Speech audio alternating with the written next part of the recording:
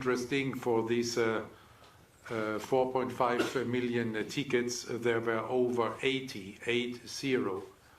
million requests since the start of the sale in tickets in Japan.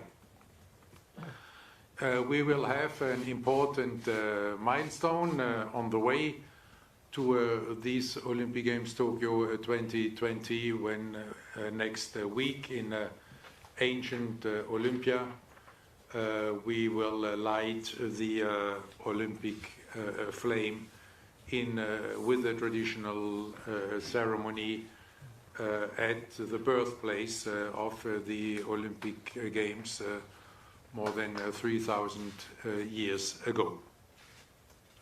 We also heard reports from Beijing, Paris, and Milano Cortina, as well as LA.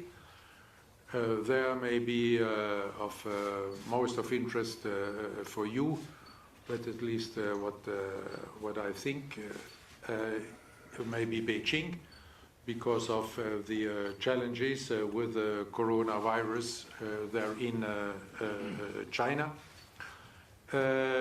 Despite these challenges, the organizing committee could present a report which shows with impressive numbers how successful they are in their engagement program.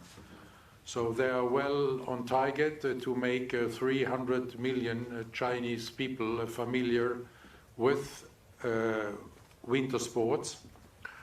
They have already now, just a couple of months after the start of the program, already now 670,000 applications for just 39,000 volunteer positions. And the application phase is still going on until next year. So we can expect some more record numbers. And also the marketing program is extremely well underway. There are already 10 marketing partners. They had to cancel in China the FIS World Cup. But on the other hand, we were informed about very successful China National Winter Games, which were held at the new Olympic venues. We also heard a report from Dakar 2022. There, the organizing committee has now formally been established just a couple of days ago. There is a close cooperation with the IOC, and there is a very strong engagement of the international community to make this first ever Olympic sports event on the African continent a great success.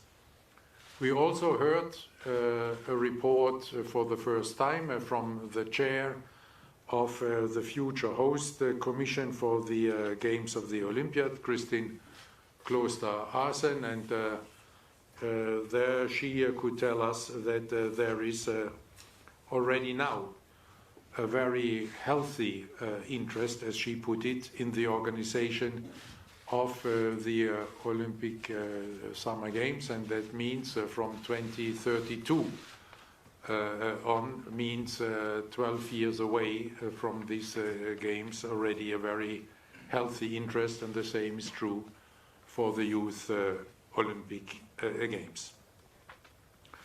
Then, with regard to social responsibility, as I mentioned, the IOC took some milestone decisions today. The first one with regard to sustainability, and there in particular with regard to climate change. The Olympic Games will be climate positive from 2030 on, and therefore in line with the timeline of the SDGs. Climate positive means that the carbon savings the games create will exceed the potential negative impact of their operations. This, of course, will not come by itself, but the road to 2030 is already built. Tokyo, Beijing, Paris, Milano, Cortina, and Paris have already committed to be carbon neutral. There, with these games, it will be about reducing then the carbon emissions, and in this way needing less compensation to make the games carbon neutral. And there also, to give you the flavor of this commitment,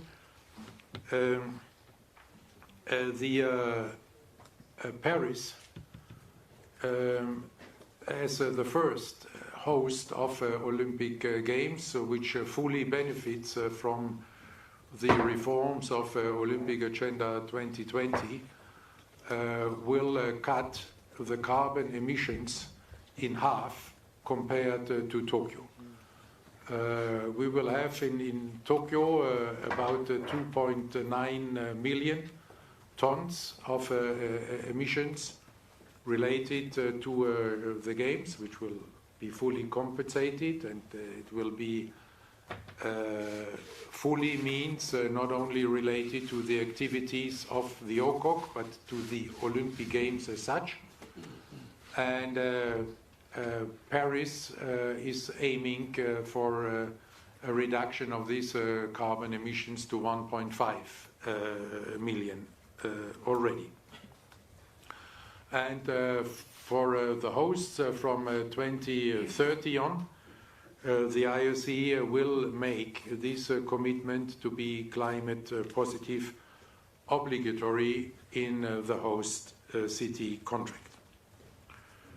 This is a commitment with regard to the organization of the Olympic Games. But there is a second commitment with regard to the IOC as an organization. You know, the IOC as an organization is carbon neutral already since 2017. But here again, we want to lead by example, and we do not want only to tell the organizers of the Olympic Games, you have to be climate positive. The IOC itself wants to lead by example and wants to become climate positive as soon as possible, and that means way before 2030.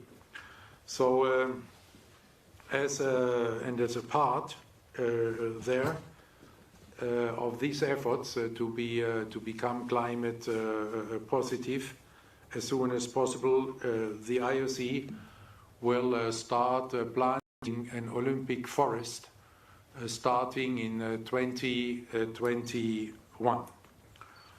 And this will help the IOC to become their climate positive.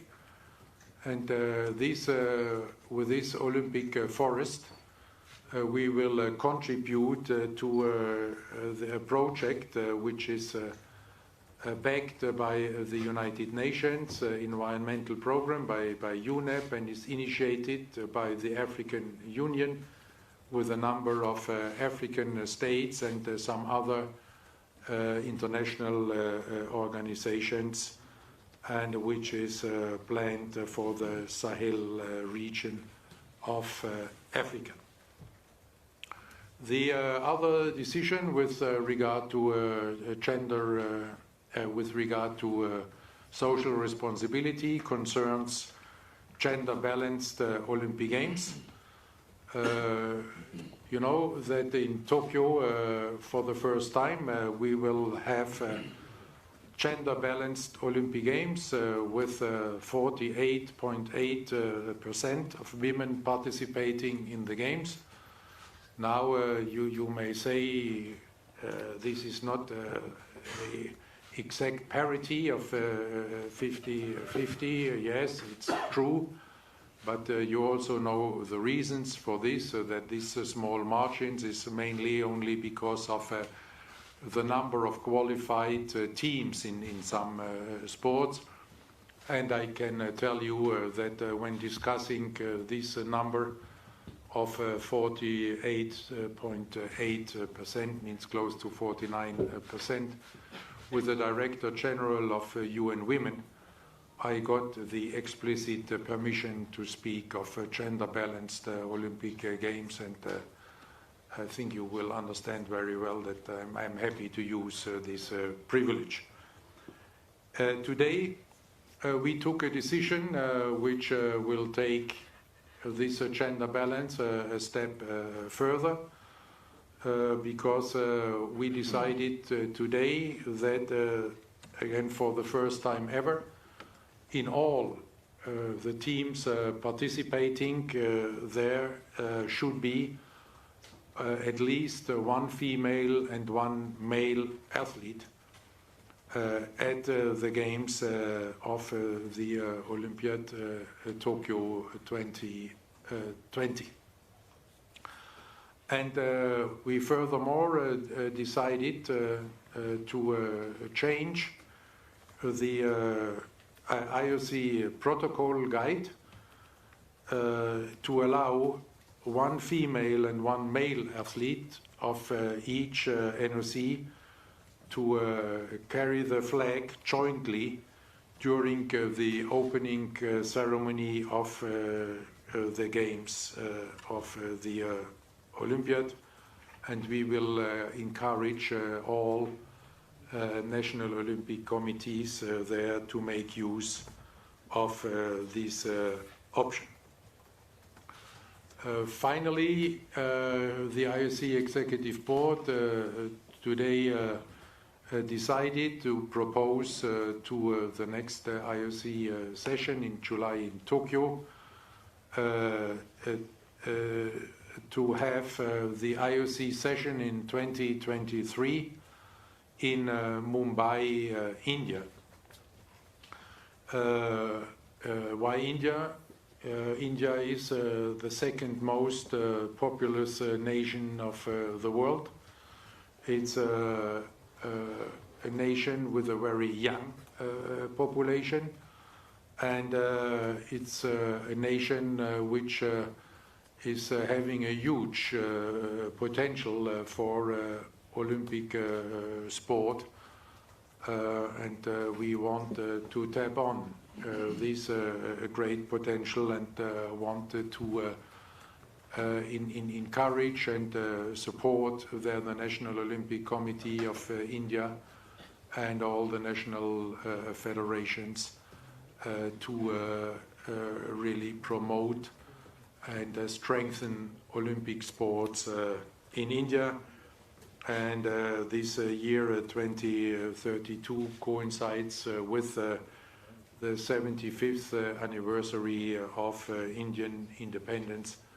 So we think that this is a very good year. That was it for today, and of course I'm open to any kind of questions you may have. Thank you very much, President. I think a lot of announcements, a lot of news there, so open for questions if you'd like to indicate. We seem to be over this side, Rachel, so if we start, yeah, at the back here, and then we'll come forward. Yeah, start here and then we'll move, yeah, Steve, yeah. Thank you. Mr. President, obviously nobody wants the Games not to go ahead. But because of the uncertain nature of the coronavirus, I wondered, like every other international body, like every government, you will have discussed contingency plans. What are your options? I can tell you that today in the meeting of the Executive Board, neither the word cancellation nor the word postponement was even mentioned. Of course, we are a responsible organization. This is why we have this joint task force, which is having regular meetings, and there we are addressing there any issues which may arise, but we are not speculating on any kind of future developments. Okay, let's go to Dan Rowan from BBC. Thank you. Mr. President, realistically, how late could you make a decision to potentially delay the Games if you had to, if the advice came from the WHO or from governments to do so? And also, do you, despite your assurance today, do you understand why people are worried, given the effect this is having on sport worldwide now? Again, I will not add fuel to the flame of speculation by giving a date here, giving a date dot, and fueling more speculations. Our statement from yesterday is very clear. We are fully committed, and we continue to work with the task force, and the same is true for the organizing committee. We have challenges now with the qualifications. There, you know the many measures we have been undertaking.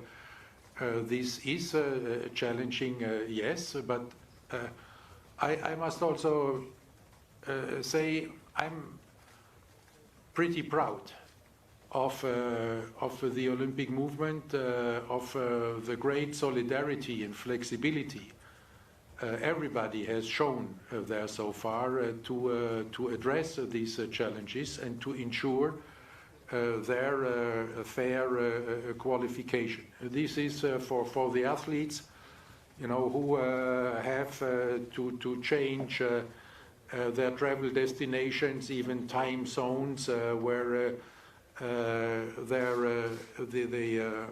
the sites for qualification tournaments are changed within days. They have to readjust and in the same time to continue to prepare. They have to face travel restrictions and so on. This is true for national Olympic committees who are great hosts and offering on very short notice there to be hosts to qualification tournaments. This is true for international federations who accommodate these changes and who accommodate also many teams, in particular many members of the Chinese team in different countries. To allow them to train and to compete in third countries, to stay there, to travel from there to competition, so that they are not subject to quarantine or other restrictions. This is really a great demonstration of Olympic solidarity. And if we are supporting this in all the ways we can.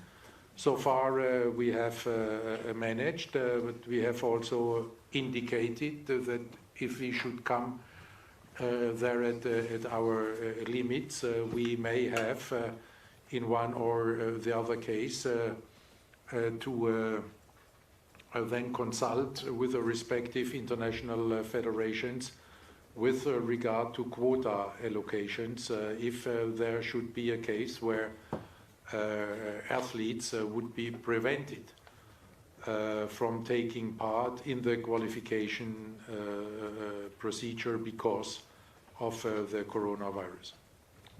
Yeah. Thank you, President. Kosuke Inagaki from Asahi Shimbun. Also, question about Tokyo 2020. Certain amount of people in Japan have kind of trauma of Sapporo because marathon and race work was suddenly moved to Sapporo with sudden surprise, and people are worried that same thing might happen to coronavirus. Could you give a message to the Japanese people? And one more question is, once the situation is settled in Japan, will the game will go ahead as scheduled, or Olympic is such a global event, it depends on the other country's situation? Thank you. First of all, you know, you cannot compare the decision concerning Sapporo and the marathon, which we have taken in broad consultation with many stakeholders with the coronavirus. You can only compare it in the way that both decisions and both approaches are being taken in order to safeguard the health and the well-being of the athletes. And with regards to the Games, Tokyo 2020, it is still true what we said yesterday. It's even more true because the organizing committee has joined this statement. We are fully committed in successful Olympic Games Tokyo 2020. Okay, let's move across, in the middle here. And then we'll go across, Luana Mose from Fuji Television. Could you tell us what the Japanese delegation explained on coronavirus? And second question, we heard that after the explanation, you expressed even more confidence in the holding of the Tokyo Games. Could you tell us why? What made you even more confident? And the last question is, if the number of infected cases grows even more in Japan, and if the WHO declares coronavirus pandemic, would you reconsider the Tokyo Games? First, let me start with the second part. I'm here not for speculation. If this is happening or that is happening, then we may, I will not take part in any way, and the IOC as such will not take part in any way in such a kind of mere speculations. Secondly, the organizing committee there explained what they have already explained in detail to the Joint Task Force. This is about the measures having been taken by the Japanese government. This is about the measures they are discussing about with regard to the torch relay. This is about measures having been taken with cancellation of one event or the other in Japan, outside the Olympic Games. This had to do with some of the test events which took place without spectators, with regard to other events which took place with a reduced number of spectators, and a whole long list, and all this together makes us confident, because we could see from this that there is a close cooperation between the organizing committee, the Tokyo Metropolitan Government, the Japanese government, and that the decisions are being taken in a very responsible way after very diligent deliberation. Okay, let's move, Rachel, yeah. Let's move along these two here, yeah, Mark and chap next to him, yeah. Thank you for taking my questions. I'm Tomoyuki Oyagi, TBS Paris. So, after this meeting, I understand you are more confident with holding Tokyo 2020, but you have not mentioned IOC will hold Tokyo 2020 100% for sure. So, what is included, what is needed for making decision, reaching conclusion to hold Olympic Games? Do you have an agreement among yourself that you try there to get me into speculation there finally? I can assure you I will not get tired to repeat the statement I made. The IOC is fully committed and we are not participating in any kind of speculation. Okay, let's go to Mark on FIAC. from l'équipe. Bon, je vais commencer par une question, juste une précision, ensuite j'aurai quand même une question par rapport au coronavirus. La question générale, pour être sûr d'avoir compris, le double porte-drapeau pour la cérémonie d'ouverture, ça s'appliquera dès les Jeux de Tokyo, un homme et une femme. Merci de la réponse. Et la deuxième question, je m'adresse surtout aux juristes que vous êtes, d'un point de vue formel, que ce soit pour les Jeux de Tokyo, de Paris, de Pinsagel ou Escane Crabbe, qui peut prendre une décision de reporter ou d'annuler les Jeux? Est-ce que c'est le comité d'organisation, le CIO, tous les deux ensemble? Et deuxième question, est-ce que le coronavirus fait partie des motifs éventuels d'annulation ou de report qui vous permettraient de faire jouer les assurances que vous avez souscrites? You know, my time as chairman of at the time Juridical Commission is a long time over. Even the name has changed now, so I will not dare to give any kind of legal advice here at this moment, because there I would be afraid that being sued afterwards by somebody, and you know, this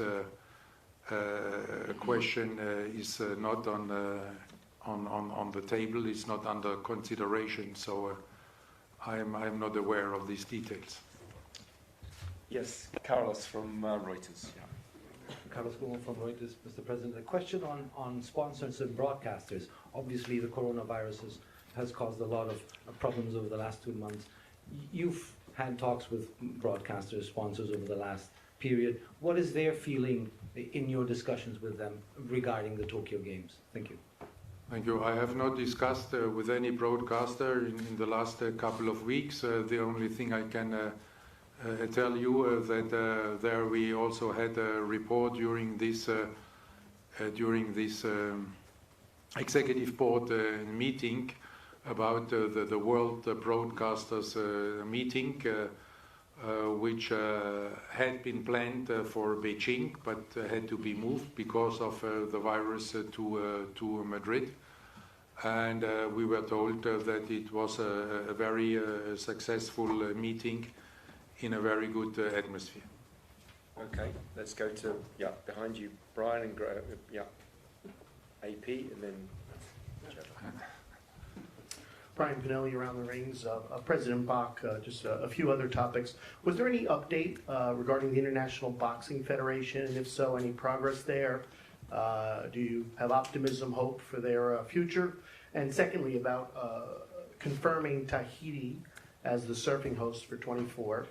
How do you envision that working as far as instilling the Olympic spirit in this tiny island so far away? And will athletes have the option, if they'd like, to attend opening and closing ceremonies? Surfers. With regard to, thank you first of all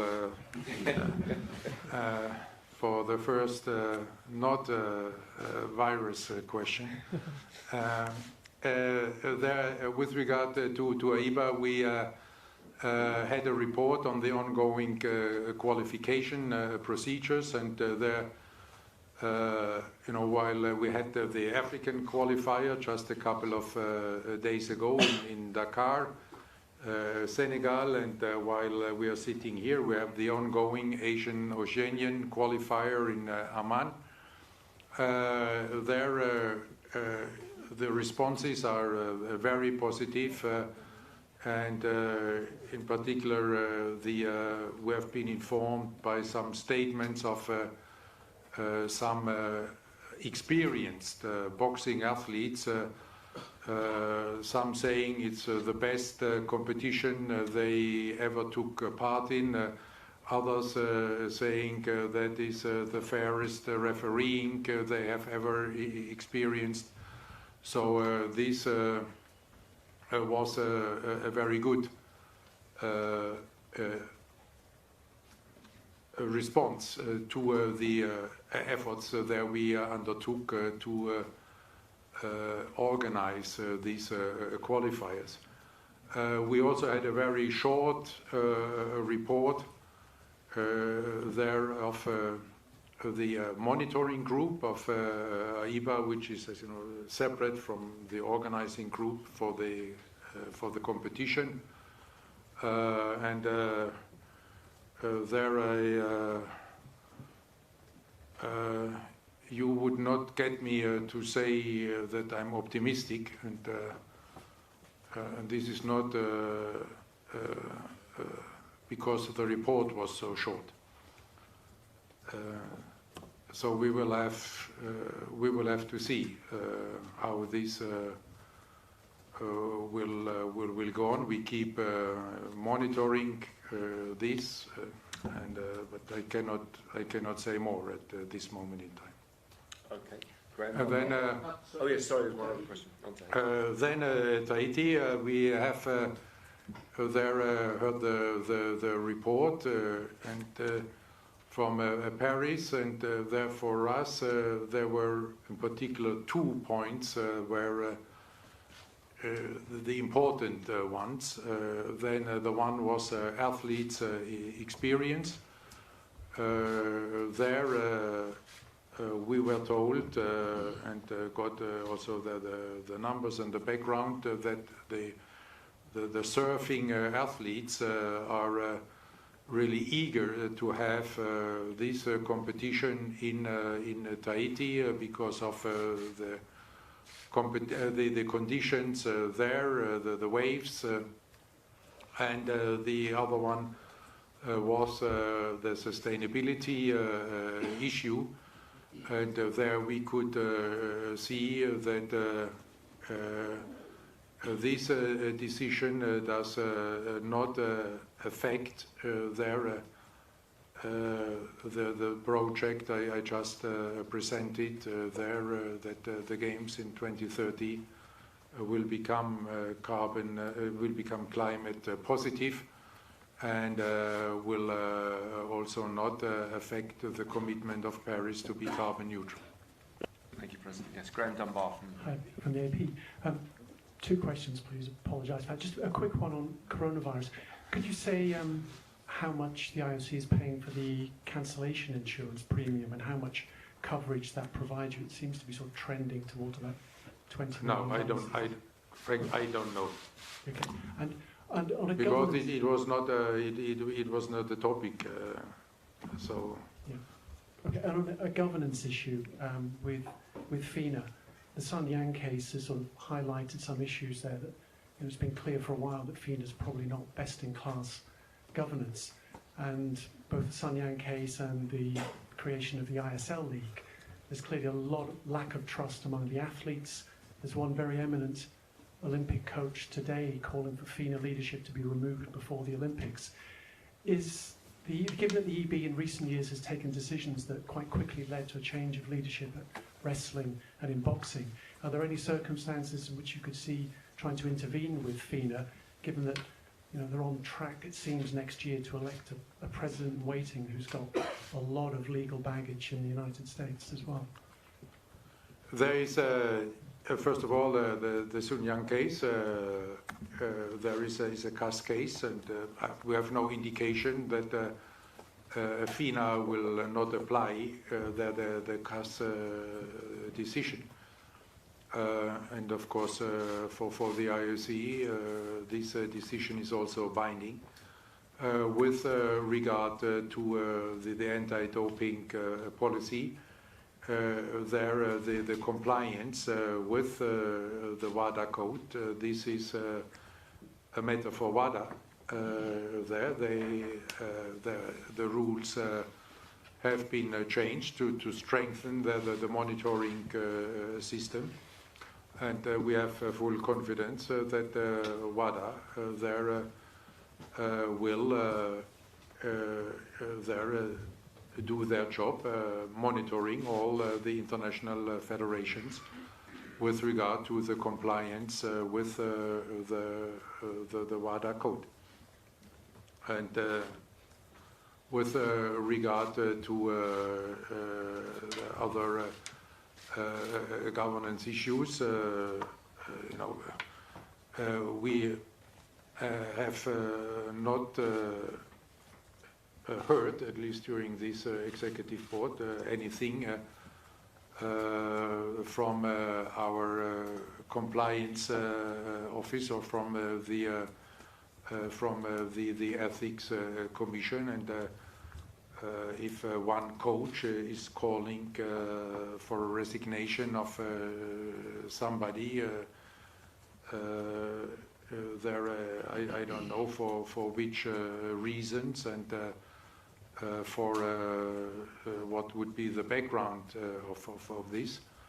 And FINA, there is also not the only federation which faces commercial competition. This we have in many other sports. So this is not necessarily a governance issue. Yeah, Liam Morgan from Inside the Games. Hi, Liam Morgan, Inside the Games. Two questions, Mr. President, if I may. Firstly, to go back to the coronavirus. Thank you. On the qualification specifically, you said that you might look to international federations to alter their quota places, depending on how qualification goes with so many events being cancelled. What exactly do you mean by that? Are you suggesting some international federations might lose quota places if they don't sort their qualification system out amid this virus? And still on the virus, you've said repeatedly that you don't want to get involved with speculation or fueling the fire of flames of speculation.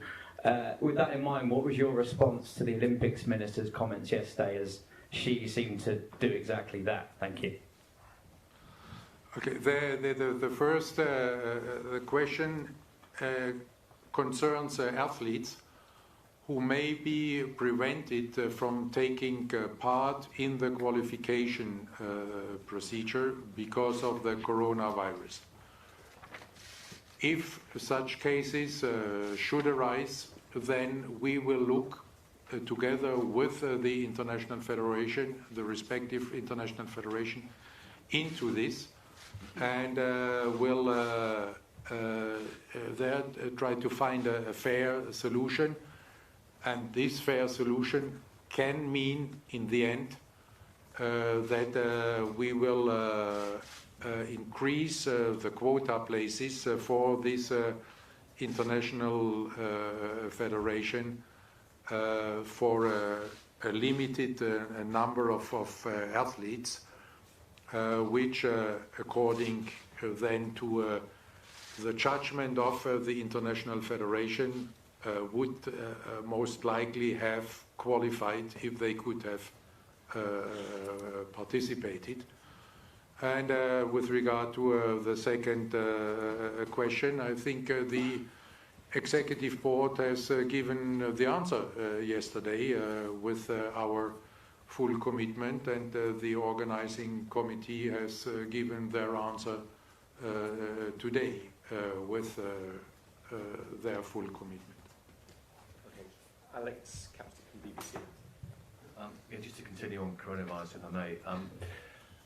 You know, all the experts around the world are saying it's really difficult to predict how this is going to play out, how coronavirus is going to play out. So on what grounds are you so confident that the Games will go ahead as planned?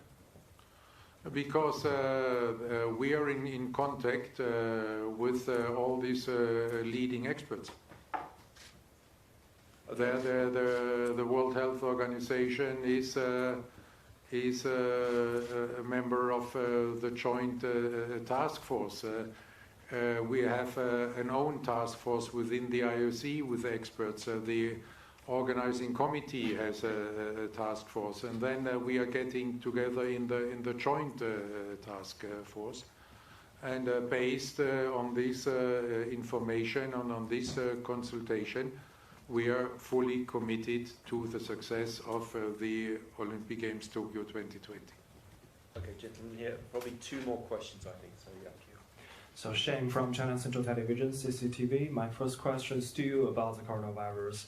That is, the virus may continue to exist, and are there going to be any measures to protect the athletes and any measures you are taking for the athletes coming from the countries with the epidemic going on. And the second thing is, as you know, that the number of the cases has been declining in China, and WHO said that some experience can be learned from China as well. So are there any experiences that can be used as well in the Olympic Games to protect more people and to help the games? Thank you. We are a sports organization, and we have followed the advice of the World Health Organization. Okay, yep, just here. Matthew Letson with CNN Money Switzerland. In your experience as the president and your experience as an athlete, which is 50 years now, have you ever known a month as interesting? Do you need to give this number there so precisely? Have you ever known a month as interesting or as stressful as this? Many. Can you give me a couple of examples professionally? We to just go to the recent past. We had before the Olympic Winter Games Tokyo, a couple of months before, we had a situation where we did not know whether we could have Olympic Winter Games on the Korean Peninsula at all. There we were talking about nuclear strikes, about missiles, about boycotts. About peace and war. A couple of months before Rio, we were talking about the Zika virus, at the time also in consultation with the World Health Organization, where we had about the same questions as we have here now, a couple of months before Rio. I would not remember any of these questions than in Rio, but before there were many.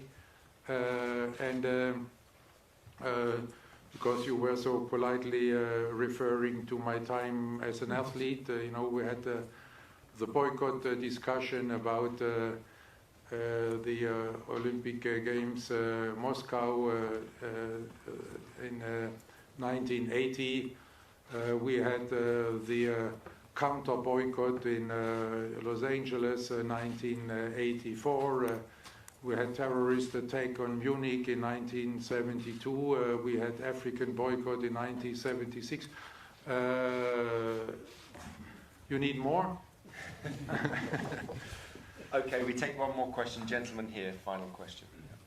I'm Bardi Afshin from Iran International TV. You said that you're taking advice from experts and WHO regarding the COVID-19. But the general manager of WHO, he is saying that we are in uncharted territory. We don't know anything about coronavirus and the new coronavirus. How can you be so sure about Tokyo 2020? I had a conversation with the Director General of the World Health Organization and the leading people in the organization last Friday. And when we say we are fully committed to the success of the Olympic Games Tokyo 2020, we took this conversation into consideration, as well as the contribution and advice the World Health Organization is giving on a regular basis to the Joint Task Force. Thank you, President. Thank you very much, ladies and gentlemen. Thank you for your great interest in gender and climate. And have a nice evening and afternoon. Yeah. And we see you in Tokyo in July. Thank you.